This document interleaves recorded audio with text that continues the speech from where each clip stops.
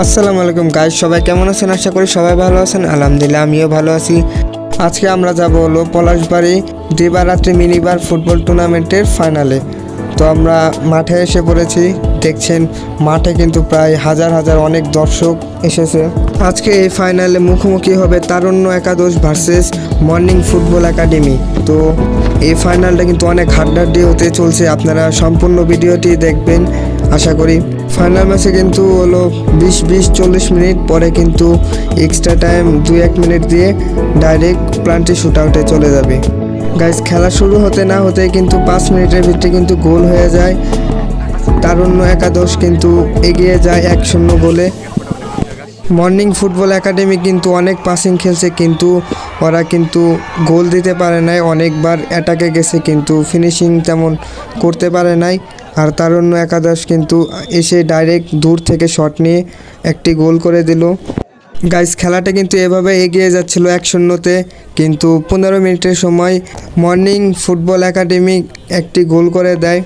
First হাফে কিন্তু দুই টিমের এক গোল ছিল। দুই টিমই কিন্তু অনেক চেষ্টা করতেছিল যেন তাদের পক্ষে একটি আরও গোল আসে। তারুণ্য একাদশও কিন্তু অনেক ভালো খেলতেছিল। মর্নিং ফুটবল একাডেমিও কিন্তু অনেক ভালো খেলছিল। মর্নিং ফুটবল একাডেমির কাছে কিন্তু অনেক বল ছিল, কারণ ওরা অনেক পাসিং খেলছে।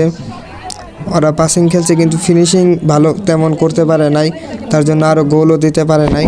গাইজ, যাদের কাছে আমার ভিডিওটি ভালো লাগে সবাই follow, like, comment and share করে পাশে থাকবেন, কারণ আমি নতুন ভিডিও বানাই। সবাই আমাকে একটু বেশি সাপোর্ট করবেন।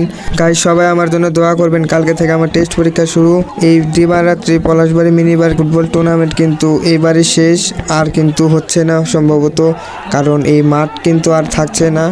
সামনের বছর হয়তো বা অন্য জায়গায় এই টুর্নামেন্ট হবে। এই মাঠে কিন্তু বাড়ি বানানোর জন্য এখনই কাজ ধরে ফেলছে, তো সম্ভবত এই মাঠ আর থাকছে না। গাইস, ফাইনাল ম্যাচটি কিন্তু 1-1 ড্র হয়ে যায়। তো আমরা কিন্তু সরাসরি প্লান্টিতে যাই। প্লান্টি 3 থেকে 4 বারের মতন হয়েছে। তো ভিডিওটা বেশি বড় হয়ে যাবে, তার জন্য আমি আর প্লান্টি দেই নাই আপনাদের সুবিধার ক্ষেত্রে। এই ম্যাচটি কিন্তু মর্নিং ফুটবল একাডেমি জিতে যায়। Thank you for watching. সবাই ভালো থাকবেন। আবার দেখা হবে পরবর্তী ভিডিওতে। আল্লাহ হাফেজ।